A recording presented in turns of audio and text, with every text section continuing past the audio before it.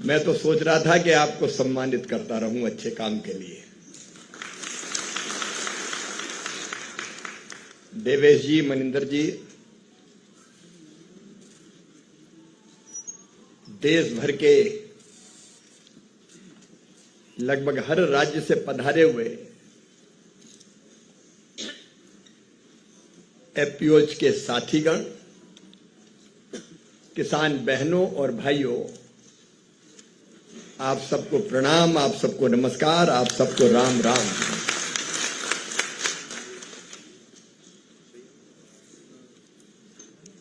कृषि भारतीय अर्थव्यवस्था की रीढ़ है और किसान उसके प्राण है, किसान उसकी आत्मा है। और कृषि मंत्री के रूप में किसानों की सेवा मेरे लिए भगवान की पूजा है। प्रधानमंत्री श्रीमान नरेंद्र मोदी जी के नेतृत्व में हमारा देश निरंतर प्रगति के पथ पर अग्रसर है। आज मैं एफपीओज पे आऊं उसके पहले कृषि मंत्री के रूप में किसानों की तरफ से मैं प्रधानमंत्री श्रीमान नरेंद्र मोदी जी को धन्यवाद दूंगा। उन्होंने तय किया, देखिए राष्ट्र नेता हो तो ऐसा हो, तय किया कि राष्ट्र के हितों से कोई समझौता नहीं होगा और किसान हितों से कोई समझौता नहीं किया जाएगा। अब जानते हैं कि कुछ देश ललायत है कि भारत का मार्केट ओपन हो जाए, लेकिन जैसा देवेश चतुर्वेदी बता रहे थे, हमारे किसानों में और दुनिया के बाकी देश के किसानों में अंतर है। ऑस्ट्रेलिया, ब्राजील, यूएसए 10,000 हेक्टेयर के फार्म, 15,000 एकड़ के फार्म, और हमारे यहां 1 एकड़, 2 एकड़, 2.5 एकड़, 3 एकड़। 86% से ज्यादा किसान हमारे लघु है, सीमांत है। और दूसरी तरफ एक तथ्य और देश देखे, मैं केवल एफपीओज को नहीं कह रहा, आज भी 46% पॉपुलेशन को अगर रोजगार कोई दे रही है तो केवल खेती दे रही है, किसानी दे रही है, डायरेक्ट रोजगार। देश जी रहा है खेती के कारण, और खेती जरूरी है केवल आजीविका के लिए नहीं, खाद्य सुरक्षा सुनिश्चित करने के लिए। मैं भारत के किसान बहनों और भाइयों को प्रणाम करता हूं। एक जमाना था जब PL 480 जैसा गेहूं अमेरिका से हम आयात करके खाते थे, जो वहां रिजेक्टेड होता था। और आज ये भारत के किसानों का सामर्थ्य है कि अन्न के भंडार हमारे भरे पड़े हैं। हम चावल और गेहूं एक्सपोर्ट कर रहे हैं। खेती हमारे लिए एक आजीविका तो है ही, खाद्य सुरक्षा है। 140 करोड़ लोग, उनकी जिंदगी तो खेती से ही चलती है ना। पोषण युक्त आहार हमारे देश की जनता को मिले, और इसलिए खेती और किसानी भारत सरकार की सर्वोच्च प्राथमिकता है। और इसलिए कई चिंताएं मेरे दिल दिमाग में है कृषि मंत्री के रूप में। एक मेरी चिंता है जोत के छोटे छोटे आकार। अब इसमें हम कैसे बेहतर खेती करें। मैं आज आपसे शेयर कर रहा हूं, इंटीग्रेटेड फार्मिंग को हम बहुत बढ़ावा देने वाले हैं। मैं फोकस करने वाला हूं उस पर। केवल खेत में अनाज नहीं, केवल फल और सब्जियां नहीं, खेती के साथ हम 2-3 चीजें कैसे जोड़ सके। पशुपालन, मछली पालन, मधुमक्खी पालन, बकरी पालन, कृषि वानिकी। तो एक जो मुझे समझ में आता है कि खेती के साथ चीजें जोड़नी पड़ेगी, अकेले अनाज से काम नहीं चलेगा। दूसरी जो समस्या सबसे बड़ी मुझे लगती है, हम दाम किसान को सही कैसे दें, इस पर हम गंभीरतापूर्वक विचार कर रहे हैं। और जब हम गहराई में जाते हैं तो एक चीज ये साफ नजर आती है कि किसान जो खेत में बेचता है या खेत से बाजार में लाके बेचता है, वो सस्ता बिकता है। और जब वो चीज उपभोक्ता के पास आती है तो वो महंगी बिकती है।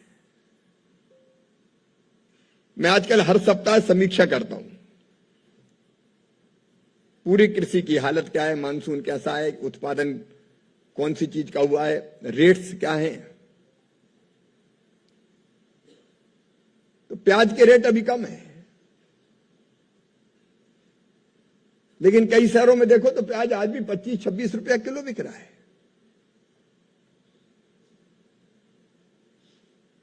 सब्जियों के दाम कई जगह कम है,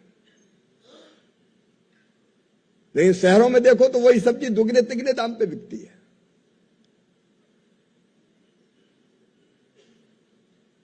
एक नहीं, ऐसी कई चीजें देख लीजिए। जो पसीना बहाता है, दिनों रात खेत में खपता है,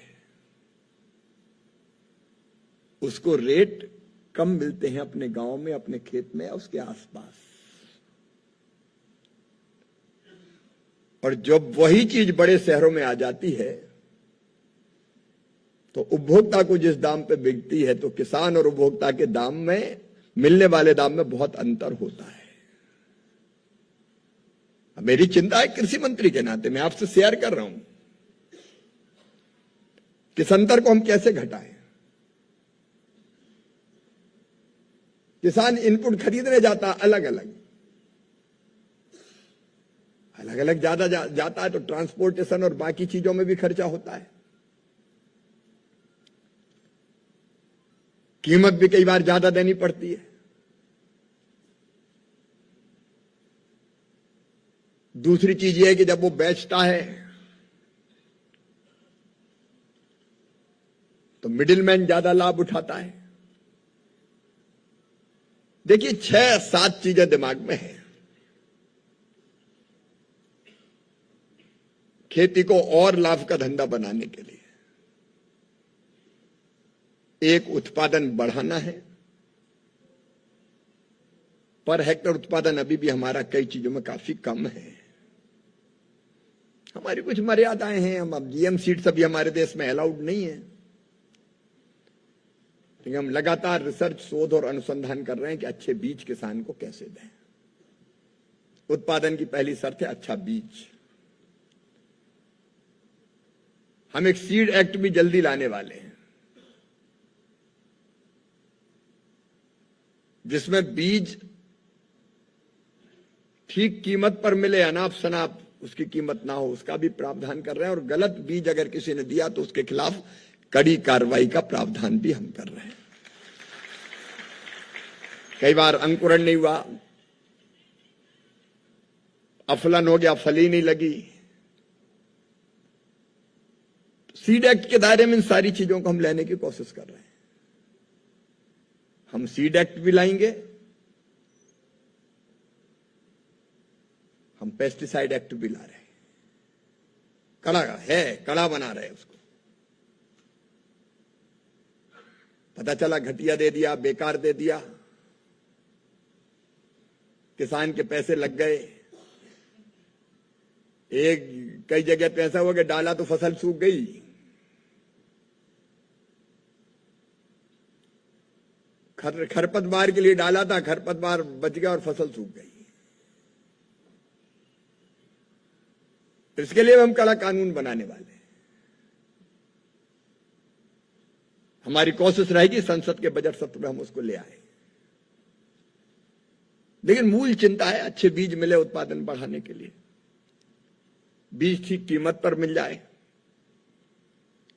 उत्पादन की लागत घटाने के लिए मैकेनाइजेशन जैसी कई चीजों पर हम कार्य कर रहे हैं, कृषि पद्धतियां बदले। प्रधानमंत्री जी के नेतृत्व में कई योजनाएं चल रही, किसान सम्मान निधि हो, किसान क्रेडिट कार्ड पर पैसा देना हो कम ब्याज पर, फर्टिलाइजर सब्सिडी ही लगभग 2 लाख करोड़ रुपया है। अभी परसों कैबिनेट थी, हमने फिर बढ़ाई, डीएपी और महंगा ना हो इसलिए, तो उत्पादन की लागत घटे, ठीक दाम मिले, नुकसान पर भरपाई हो, कृषि का विविधीकरण हो और वैल्यू एडिशन। हम केवल कच्चा माल क्यों बेचें, हम उसको उत्पाद क्यों ना बनाएं, हम केवल उत्पादक ना रहें, हम उद्यमी बन जाएं। क्यों प्रोसेसिंग का काम हम नहीं कर सकते? अभी हमने देखिए मिलेट्स मिशन को सफल एफपीओज बना रहे हैं, प्राकृतिक खेती पर प्रयोग एफपीओज कर रहे हैं। मैं जितनी चीजें बता रहा हूं उन सब चीजों का समाधान है एफपीओ। क्यों बिचौलिया को पैसे के पास पैसा जाए? आज तो हम 10,000 हैं लगभग, उनमें से 1100 एफपीओ हमारे करोड़पति एफपीओ बन गए। टाइम अभी ज्यादा नहीं हुआ है। अभी मैं जब सबसे बात कर रहा था तो कोई 22 में, कोई 23 में, कोई ने तो 24 में काम शुरू किया है अभी, लेकिन बावजूद इसके टर्नओवर बढ़ा है। जो मुझे बताया किसान जुड़े हैं, महिला किसान भी बड़ी संख्या में जुड़ी है, उनमें उत्साह है, उमंग है। और कई ने तो अब एक एफपीओ यही हमने सम्मानित किया, 100 करोड़ रुपए का टर्नओवर एफपीओ का। मित्रों, मैं आपसे कहता हूं, जब 100 करोड़ का टर्नओवर कर सकता है तो बाकी 100 करोड़ का टर्नओवर क्यों नहीं कर सकते? ये हो सकता है। अभी 52-53 लाख किसान जुड़े हुए। देखो, अलग अलग बहुत साधारण सी बात है, मैं आपके माध्यम से देश के किसानों से कहना चाहता हूं, बहुत साधारण बात। हम अलग अलग अगर काम करेंगे तो हम आदान भी महंगे खरीदेंगे, हम अपना उत्पादन भी सस्ता बेचेंगे, हम वैल्यू एडिशन भी नहीं कर पाएंगे, मोल भाव करने की क्षमता भी हमारी कम होगी। अगर एक ही किसान का टमाटर है और अगर 1000 किसानों का टमाटर है, इकट्ठा करके बेचे तो बात ही अलग बन जाएगी। खाद लाना है, बीज लाना, अलग अलग क्यों लाएं? इकट्ठा खरीद के क्यों किसानों को नहीं दिया जा सकता? और कई एफपीओज ये इनपुट लेने का काम भी, उनको लाइसेंस मिले खाद के, बीज के, तो इनपुट सस्ता खरीद के किसान को देते हैं। अभी मुझे एफपीओज ने बताया कि वो जो बेचते हैं उससे भी किसान को ज्यादा लाभ होता है, अकेला बेचते पे उतना लाभ नहीं होता। ये सामान्य सी चीज है। अगर हम इकट्ठे हैं तो हमारी बार्गेनिंग करने की क्षमता भी बढ़ जाती है।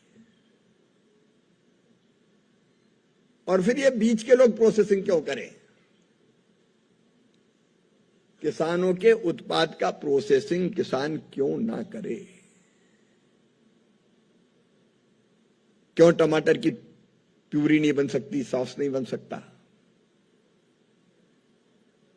मैं सैकड़ों उदाहरण दे सकता हूं। जगह जगह एफपीओज प्रोसेसिंग के यूनिट क्यों ना लगाए?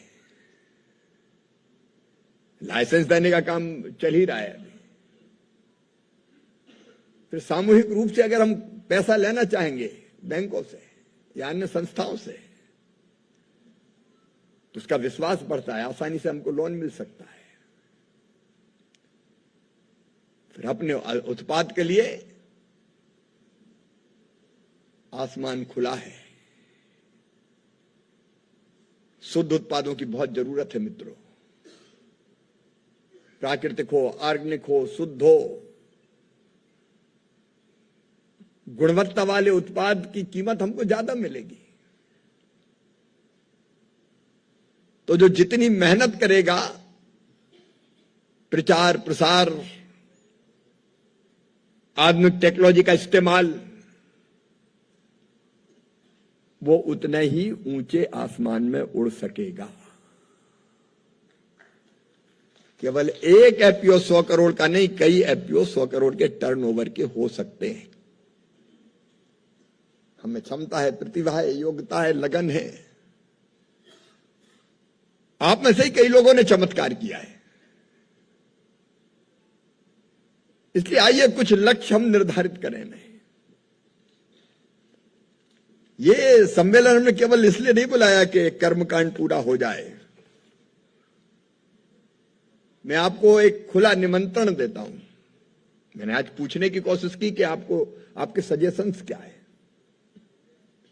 अब 2 दिन आप बैठने वाले हैं।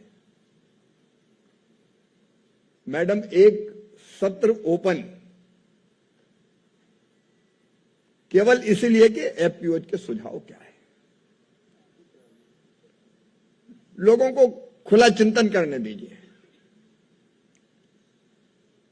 कठिनाइयां कुछ मित्र बता रहे थे मुझे रास्ते में, प्रोसेसिंग करना चाहते हैं, उनको ये योजनाओं के अंतर्गत ही बहुत समय लग रहा है।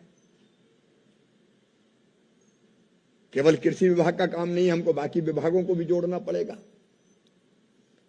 तो मित्रों, मैं चाहता हूं कि एक बार सजेशन का मतलब रचनात्मक चीजें आए कि यही अगर करेंगे तो बेटर होगा। तो एक सत्र आप एफपीओ जो सुझाव दें, और मैं आपसे निवेदन करना चाहता हूं कि गंभीरता से सोचिए आप, और ईमानदारी से एफपीओ का काम आगे बढ़े। उसके लिए क्या कदम उठाने, देखो जो जमीन पे काम कर रहा है, कठिनाइयां वो ही समझ सकता है। केवल कृषि भवन में बैठ के हम एफपीओ की कठिनाई समझ लें, ये नहीं हो सकता। जमीन पे जो काम कर रहा है उसके अनुभव का हमको लाभ लेना चाहिए। और मैं आपको वचन देता हूं कि आपके आए हुए सुझाव का हम ढंग से अध्ययन करेंगे। मैं हर चीज की बात तो नहीं कह सकता, क्योंकि कोई ऐसी चीज जो असंभव हो करना हमारे लिए, उसकी बात तो मैं नहीं करता। लेकिन मैं आपको यह विश्वास दिलाता हूं कि ऐसे सुझाव जिन पे काम किया जा सकता है, हम निश्चित तौर पर कार्रवाई करके दिखाएंगे आपको सहयोग करने के लिए।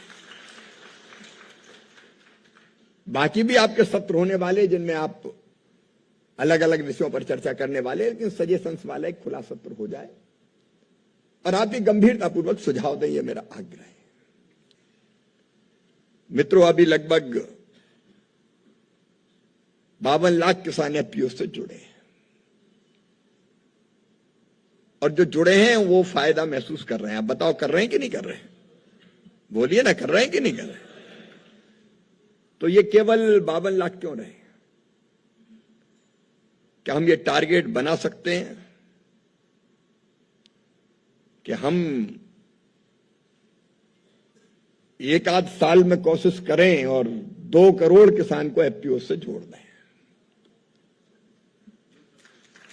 जोड़ सकते हैं कि नहीं जोड़ सकते? जो एफपीओ है वही है, किसी के पास 700 है तो 700 के बजाय 1500 हो जाए, 2000 हो जाए, क्या दिक्कत है? किसान की ताकत भी बढ़ेगी, एफपीओ की ताकत भी बढ़ेगी। उसके लिए संभावित क्या और प्रयत्न करने की जरूरत है वो आप बताएंगे। अभी हमारे एफपीओ के टर्नओवर की बात हो रही थी, तो 1100 का तो टर्नओवर बहुत अच्छा है, लेकिन हम एक साल में क्या ये तय कर सकते हैं कि 50% मतलब 10,000 में से 5,000 का टर्नओवर 1 करोड़ के ऊपर होगा? तय कर सकते हैं क्या हम? समागम है ये, हम आपस में बात कर रहे हैं। ऐसा मत करो कि मंत्री जी आए, भाषण झाड़ा और निकल लिए।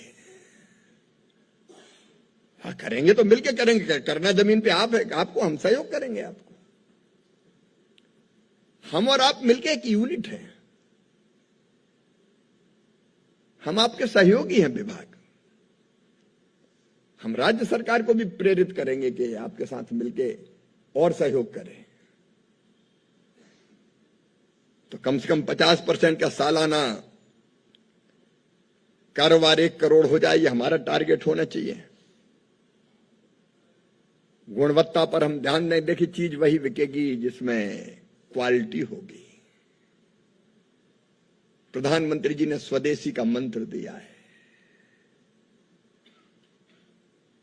देश के लिए जीना है तो स्वदेशी खरीदें। हम भी तय करें कि स्वदेशी खरीदेंगे, बाहर की चीज काहे को खरीदें। और एफपीओ तो 100% स्वदेशी है।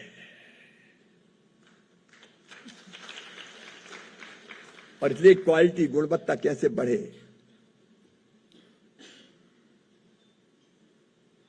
एफपीओ के आंदोलन को ग्रामीण व्यवस्था के सशक्तिकरण का एक स्तंभ मैं बनाना चाहता हूं। प्रधानमंत्री जी के नेतृत्व में मेरी कल्पना है स्वयंपूर्ण गांव की, स्वावलंबी गांव। गांव की सब जरूरत गांव में ही पूरी क्यों ना हो। हम प्रोसेसिंग के काम में आके जो जरूरत की चीजें बाहर भी बचे के गांव की जरूरत भी पूरी करें। और किन किन क्षेत्रों में विस्तार हम कर सकते हैं, कई तरह की गतिविधि कर रहे हैं और बढ़ाने का हमारे पास अनंत अवसर है। उसको भी आप कोशिश करें। बहनें बहुत सक्रिय है और बहनों की क्षमता को मैं प्रणाम करता हूं, बहुत ताकत के साथ काम कर रही है। नारी तू नारायणी।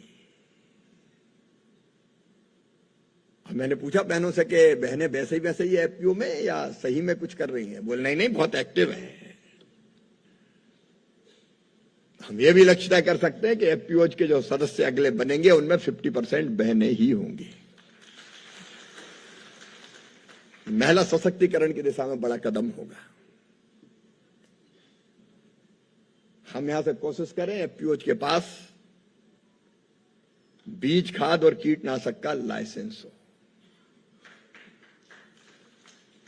और वो खुद इसका व्यापार करें। हम उत्पादक भी बने, हम व्यापारी भी बने, हम उद्यमी भी बने। ये सारी चीजें की जा सकती है। हम काय को आदान का फायदा दूसरे को दे, मिडिलमैन को। हमें जरूरत है, हम खरीद के लाएं जी। इससे अच्छी गुणवत्ता की सामग्री मिलने की भी गारंटी होगी, क्योंकि एफपीओ खरीदेगा तो अच्छी चीज खरीदेगा। खुद किसान उसमें शामिल है। वैल्यू एडिशन की तरफ अब तेजी से बढ़ना पड़ेगा मित्रों। कई चीजें हम बना रहे हैं, लेकिन हम यहां विचार करें, सजेशंस आएंगे। एफपीओ को जो लोन की जरूरत है, क्रेडिट की जरूरत है, जरूरत पड़े तो बैंकर्स से बात करें, कैसे जल्दी और आसानी से पूरी हो। एक एग्रीकल्चर एंड एलाइड सेक्टर की सब योजनाओं का लाभ कैसे जल्दी मिले निश्चित समय सीमा में, इसके लिए भी हमको यहां बैठ के विचार करना चाहिए, ताकि हम इनको सहयोग कर सके। नहीं किसी ने फूड प्रोसेसिंग की इकाई लगानी चाहिए और पता चला 2 साल से घूम रहा है, वो स्वीकृति नहीं हुई तो हतोत्साहित हो जाते हैं लोग। तो एग्रीकल्चर एलाइड सेक्टर जितने भी डिपार्टमेंट है उनके साथ बातचीत करके हम प्रोसेसिंग की तरफ एफपीओ को बढ़ाएंगे। लेकिन मूल काम आपका होगा। अगले साल तक कम से कम 75% एफपीओ खुदरा बिक्री से भी जुड़े हैं। एक हम इकट्ठी चीजें खरीदें, दूसरे हम बेचें ना। हम बेचेंगे तो 2 पैसे हमको ज्यादा मिलेंगे। उसकी रणनीति बननी चाहिए कि हम थोक में खरीद के भी लाए और खुदरा बेचे भी हम। कि किसान की आमदनी बढ़ानी तो ये कदम उठाने पड़ेंगे हमको, और इनमें कृषि विभाग आपको भरपूर सहयोग करने की कोशिश करेगा। कई ऐसे एफपीओ जिनके उत्पाद अमूल की तरह धूम मचाते हैं, जब एक जगह हो सकता तो दूसरी जगह क्यों नहीं हो सकता? उनकी विश्वसनीयता, उनकी गुणवत्ता वो लगातार बढ़ाने की कोशिश होनी चाहिए। दूसरे जरा हिम्मत भी करनी पड़ेगी, रिस्क। कई बार कई एफपीओ डरते हैं कि बैंक से इतना पैसा ले लिया, पता नहीं सफल हो जाए कि असफल हो जाए। जब कूद ही गए हैं तो फिर गहरा पानी क्या देखना, तैरने की कोशिश करेंगे। थोड़ी रिस्क भी लेनी पड़ेगी। ऋण लेना, लोन लेना कमजोरी नहीं है, व्यापार का जरिया है। क्रेडिट गारंटी और इक्विटी ग्रांट योजनाएं एफपीओ के लिए है। आप निडर होकर आगे बढ़िए, हम भी सहयोग करने की पूरी कोशिश करेंगे। मित्रों, मैं फिर कह रहा हूं, किसान की आर्थिक स्थिति और सुधारना है तो उनको उत्पादक नहीं, उद्यमी बनाना पड़ेगा। उत्पादक भी, व्यापारी भी और इंडस्ट्रियलिस्ट भी किसान ही होगा। अब अलग अलग नहीं हो सकता, वो एफपीओज के माध्यम से हो सकता है। और इसलिए एफपीओज को मैं बहुत आशा और विश्वास की नजरों से देख रहा हूं, और इसलिए मैंने कहा था कि मुझे एफपीओज से एक बार बात करनी है, मिलना है। और ये बात अंतिम नहीं है, ये संवाद का प्रारंभ है। हम तो हैं ही आपकी सेवा के लिए। इस क्रम को हम अलग अलग तरीकों से जारी रखेंगे। कभी आपको बुलाएंगे, कभी हम आएंगे, कुछ स्पेसिफिक अलग अलग चीजों के लिए काम करने वाले एक स्वभाव जैसे एफपीओज के साथ हम, क्योंकि सब मिलके बहुत बड़ा दायरा हो जाता है। हम नॉर्थ ईस्ट में जाके वहां के एफपीओ से बात कर सकते हैं, हम साउथ जाके वहां के एफपीओ से बात कर सकते हैं। अलग अलग रीजन, अलग अलग तरह के काम करने वाले। और ये बात मैं इसी भाव से कह रहा हूं कि आपकी सफलता भारत के किसानों की सफलता है। उनकी जिंदगी बनाएगी, उनकी आमदनी बढ़ाएगी। इसलिए हम असफल होने का खतरा मोल नहीं ले सकते। और मैं केवल कृषि मंत्री के रूप में नहीं, आपके भाई, आपके साथी के रूप में भी आपके साथ खड़ा रहूंगा। मैं उन सब संस्थाओं को धन्यवाद देता हूं जो एफपीओ को सहयोग करती है। फ्लिपकार्ट जैसी संस्थाओं का भी मैं आभारी हूं। मिलकर काम करेंगे अपने देश के लिए, अपने देश के किसानों के लिए, अपने देश की खेती के लिए और जनता को अच्छे उत्पाद के लिए। प्रधानमंत्री जी का संकल्प है विकसित भारत, और विकसित भारत बिना विकसित किसानों के नहीं बन सकता। और किसानों के विकास के लिए एफपीओज को विकसित कीजिए। मैं फिर आपको कहना चाहता हूं कि सदैव आपके साथ हम कदम से कदम और कंधे से कंधा मिलाकर चलेंगे। बहुत बहुत धन्यवाद।